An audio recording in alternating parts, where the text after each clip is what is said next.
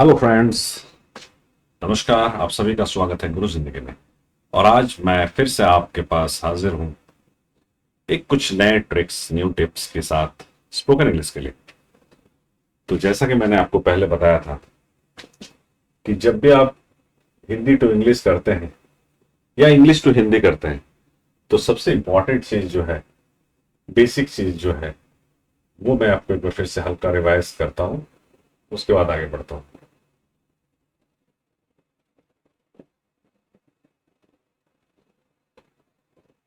ठीक है।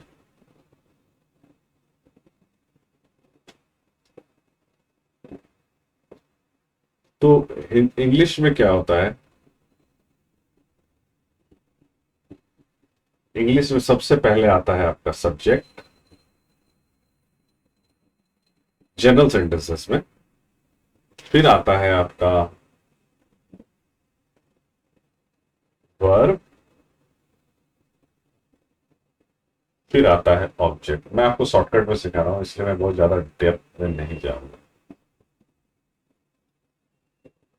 ठीक है। तो सब्जेक्ट, वर्ब और ऑब्जेक्ट मैंने आपको बताया था हिंदी में जो होता है, हिंदी में उसमें भी क्या होता है, पहले आपका सब्जेक्ट ही रहता है, उसके बाद आपका आ जाता है ऑब्जेक्ट, उसके बाद आपका आ जाता है वर्ब। तो इसमें मेन डिफरेंस क्या आ रहा है? देखिए, सब्जेक्ट अपनी जगह पे इंटैक्ट है, इसमें कोई चेंजेस नहीं है। सब्जेक्ट सब्जेक्ट की जगह पे है। सिर्फ वर्ब जो है वो पीछे आ जाता है, एक्सचेंज हो जाता है बेसिकली। देखिए, ऑब्जेक्ट यहां पे है, ऑब्जेक्ट यहां से इधर आ गया, वर्ब इधर से इधर आ गया। मतलब अगर आपको सब इंग्लिश बोलना है तो सब्जेक्ट को आपका चेंज नहीं हो रहा है। सब्जेक्ट को सब्जेक्ट की तरह रखिए, वर्ब और ऑब्जेक्ट को सिर्फ इंटरचेंज कर दीजिए। अगर आप हिंदी से इंग्लिश जा रहे हैं तो सब्जेक्ट बोलिए पहले, फिर वर्ब बोलिए, फिर ऑब्जेक्ट बोलिए। अगर आप हिंदी में बोल रहे हैं तो सब्जेक्ट, फिर ऑब्जेक्ट, फिर वर्ब। ठीक है। अब इसमें जो इंपॉर्टेंट चीज है वो मैं आपको बोलना चाह रहा हूं कि एक एग्जाम्पल लेते हैं हम लोग। जैसे राम प्लेज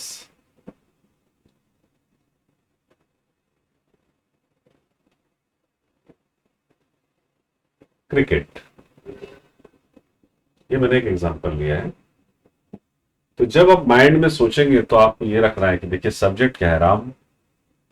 इंग्लिश में जब भी आप बोले तो आपको हिंदी को ऐसे सोचना है, राम क्रिकेट खेलता है। ये हो गया हिंदी में। आपको सोचना है, उसको थोड़ा सा रिवर्स कर देना है, राम को राम रखना है, क्रिकेट खेलता है तो करना है खेलता है क्रिकेट। तो फिर वो आपका इजीली हो जाएगा। राम खेलता है क्रिकेट, तो ये इंग्लिश में है। तो इसी रिलेटेड हम कुछ सेंटेंसेस आज प्रैक्टिस करते हैं। ठीक है, ताकि वो आसानी से हो जाए।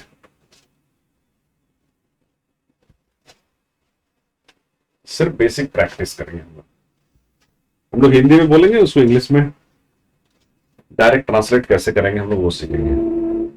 जैसे रवि स्कूल जाता है, तो रवि सब्जेक्ट, स्कूल हो गया ऑब्जेक्ट, जाता है हो गया वर्ब।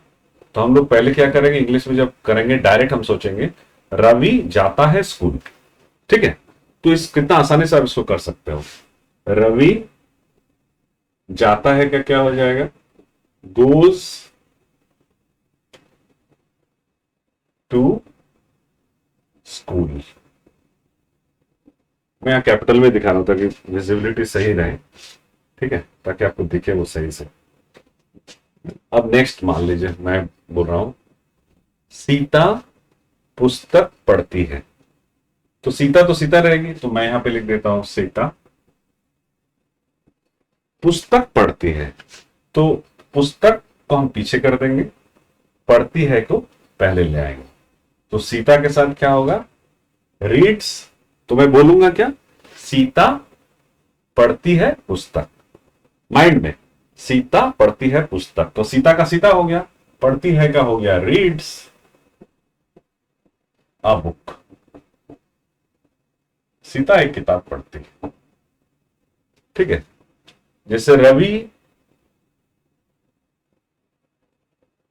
खाना खाता है या फल खाता है, तो रवि खाता है फल, तो रवि का रवि हो जाएगा, रवि का रवि हो जाएगा। खाता है का क्या हो जाएगा, प्रेजेंट टेंस में है, ईट्स, रवि ईट्स फ्रूट। कितना आसान हो गया, कोई ग्रामर कोई हेडेक का जरूरत नहीं है, सिंपल सा चीज है। आप चाहो तो सम नोट कर सकते हैं, नहीं समझ में आए तो जरूर कमेंट करें, मैं कोशिश करूंगा आपको रिप्लाई करने का। तो ये हो गया बेसिक कुछ सेंटेंस, और मैं कुछ सेंटेंस आपको दिखाता हूं। आप सोचिए, इमेजिन कीजिए, राकेश हिंदी पढ़ता है, तो राकेश पढ़ता है हिंदी। आप सोचिए, अगर आपको इंग्लिश में बोलना है तो आप ऐसे सोचिए, राकेश हिंदी पढ़ता है तो राकेश पढ़ता है हिंदी, तो राकेश का राकेश ही होगा, राकेश में तो कोई चेंजेस आएगा नहीं, क्योंकि वो सब्जेक्ट है, सब्जेक्ट इंटैक्ट रहता है। सब्जेक्ट इंग्लिश में क्या होता है, सब्जेक्ट का वर्ब होता है, अगर ऑब्जेक्ट रहा तो ऑब्जेक्ट होगा, यही ना है, इससे ज्यादा तो कुछ है नहीं। तो राकेश पढ़ता है पुस्तक, मैं सेंटेंस भूल गया तो मैं इसी को करता हूं, राकेश पढ़ता है पुस्तक, मैं राकेश पुस्तक पढ़ता है, तो मैं राकेश को राकेश कर दिया और माइंड में सोचा राकेश पढ़ता पुस्तक पढ़ता है, राकेश पढ़ता है पुस्तक, तो राकेश प्रेजेंट टेंस में है, रीड्स अ बुक। ठीक है, रवि चाय पीता है, तो रवि पीता है चाय, सारा अभी प्रेजेंट टेंस में सिखाएंगे, मैं सिखाऊंगा अभी फिलहाल। रवि पीता है का क्या हो जाएगा, ड्रिंक्स, रवि ड्रिंक्स टी। कितना आसान है, ज्यादा ग्रामर वगैरह सब कुछ जरूरी है, लेकिन अगर आपको स्पोकन सीखना है तो उसके लिए आपको उसका कॉन्सेप्ट क्लियर होना चाहिए, शॉर्टकट पता होना चाहिए, तब वो आप इजीली कर सकते हैं। जैसे जूही बाजार जाती है, तो क्या होगा, जूही जाती है बाजार, तो जूही का जूही होगा सब्जेक्ट। अब हम लोगों ने क्या कर दिया, जाती है, अगर इंग्लिश में होगा तो उल्टा हो जाएगा ना, तो जूही जाती है का क्या होगा, गोज टू मार्केट। ये तो सिंपल सेंटेंसेस हैं, और भी सेंटेंसेस आप सिंपल सीख सीख के फिर आप आगे बढ़ सकते हैं, जो बेसिक है। उसके बाद आप प्रीपोजिशन आएगा, कंजंक्शन आएगा, इंटरजेक्शन आएगा, एडजेक्टिव आएगा, एडवर्ब आएगा, ये सारे ऑप्शंस भी आएंगे, उसको कैसे यूज करना है वो भी हम लोग सीखेंगे। तो और एक सेंटेंस ले लेते हैं, रोहित किताब खरीदा है। ठीक है, तो रोहित खरीदा है किताब, तो रोहित तो चेंज होगा नहीं, रोहित रोहित ही रहेगा, और किताब भी किताब ही रहता है, सिर्फ उसका पोजीशन चेंज हो जाता। रोहित खरीदा है किताब, या खरीदता है किताब कर देता हूं मैं अभी प्रेजेंट टेंस में, बाइज अ बुक। रोहित एक किताब खरीदा है, ये किताब खरीदता है, रोहित बाइज बुक। ठीक है, तो यहां पे देखिए आपका सब्जेक्ट में कोई चेंजेस नहीं। और एक चीज मैं आपको बता रहा हूं, इस चीज को आप नोट कीजिए, ध्यान दीजिए, रोहित जो सब्जेक्ट है वो चेंज नहीं हो, यहां आपको एस या यस या कुछ मॉडिफिकेशन नहीं होता, और जो ऑब्जेक्ट होता है उसमें भी कोई मॉडिफिकेशन नहीं होता है। तो सब्जेक्ट अपनी जगह पे स्पेलिंग वही रहता है, ऑब्जेक्ट का भी स्पेलिंग सेम रहता है, जूही का स्पेलिंग सेम है, मार्केट का स्पेलिंग सेम, मतलब मार्केट का स्पेलिंग भी वही है, उसमें एस या यस नहीं लगा। तो जो चेंज होता है वो है मेनली टेंस, वर्ब चेंज होता है, और वर्ब होता है किस हिसाब से, काम किस समय पे हो रहा है। ठीक है, तो आपको मेनली जो फोकस करना है वो है वर्ब पे, क्योंकि सब्जेक्ट पे आपको कोई फोकस करने की जरूरत नहीं, कोई भी नाम होगा, कोई भी चीज होगा, और ऑब्जेक्ट में भी आपको कुछ चेंजेस का कुछ हेडेक नहीं है, तो और भी आसान हो गया है, सिर्फ आपको वर्ब पे फोकस करना है। ठीक है। तो सेकंड स्टेप जो है वो है आपका वर्ब, क्रिया, और क्रिया से ही है आपका बेसिकली टेंस, काल। तो टेंस का नॉलेज आपको जरूर चाहिए। अगर आप टेंस को नहीं कर पाते हैं तो मुश्किल है, क्योंकि मेनली आपको जो है सब्जेक्ट चेंज नहीं हो रहा है, तो आप समझ लीजिए एस चेंज नहीं हो रहा है, ऑब्जेक्ट जो है वो भी चेंज नहीं हो रहा है, वर्ब जो है वो आपको टेंस के हिसाब से चेंज होगा। राइट, समझ गए आप? तो हम लोग टेंस में थोड़ा सा काम करेंगे, फोकस करेंगे ताकि चीजें आसान हो। तो टेंस में हम लोग बेसिकली डिटेल जाएंगे, लेकिन अभी आपको थोड़ा सा मैं बेसिक बता दे रहा हूं। टेंस में जैसे आपका आ गया, पहले जो काम हो गया वो पास्ट है, अभी जो हो रहा है वो प्रेजेंट है, प्रेजेंट टेंस, और जो कल होने वाला है भविष्य में वो है फ्यूचर टेंस।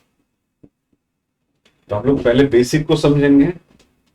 अभी जैसे आप खेल रहे हैं तो ये हो गया प्ले। अगर आप कल खेल चुके हैं तो वो क्या हो जाएगा, प्लेड। और अगर आप कल खेलने वाले हैं तो विल, इसका होने का चांस है विल प्ले या सेल प्ले। ठीक है, तो मैं आपको एक एग्जांपल दे रहा हूं। जैसे सब्जेक्ट में सोच लीजिए रोहित है, ओके, और ऑब्जेक्ट में जो है फुटबॉल है।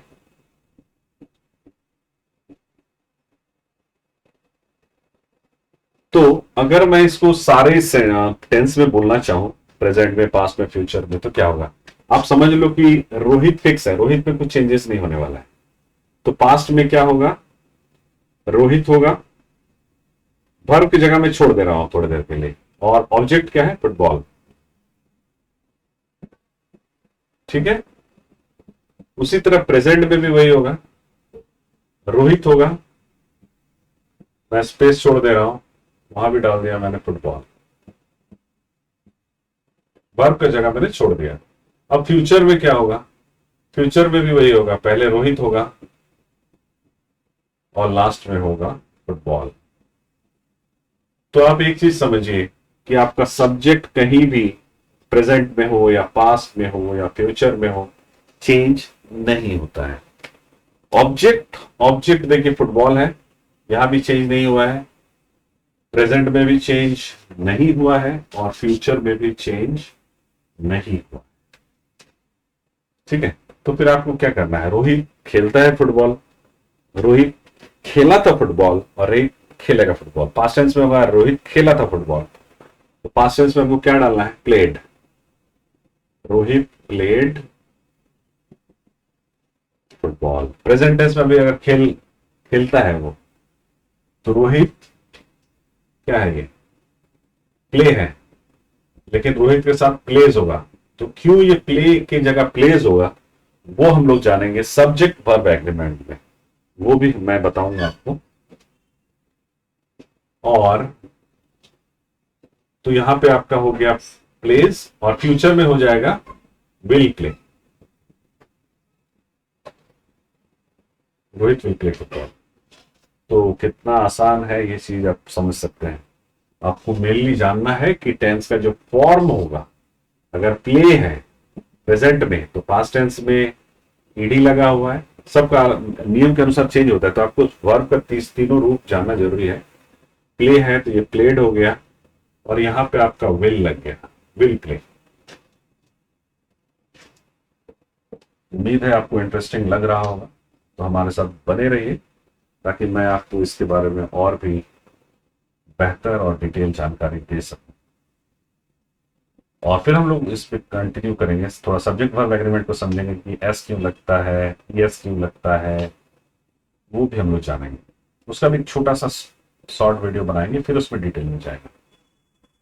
तो आज के लिए बस इतना ही। अपना ख्याल रखें, और अगर आपको सीखने में इंटरेस्ट है, अगर कोई साथी को इंटरेस्ट है, तो प्लीज इस वीडियो को साझा करें, शेयर करें, और अगर आप हमारे चैनल पे नए आए हैं तो ज़रूर इसे सब्सक्राइब करें, क्योंकि हमारे चैनल में मिलता है बहुत तरह की जानकारी, चाहे वो स्पोकन इंग्लिश हो, हेल्थ रिलेटेड हो, एजुकेशन रिलेटेड हो, बहुत सारे इंफॉर्मेटिव, एंटरटेनमेंट भी। तो अपना ख्याल रखें। Take care, bye bye.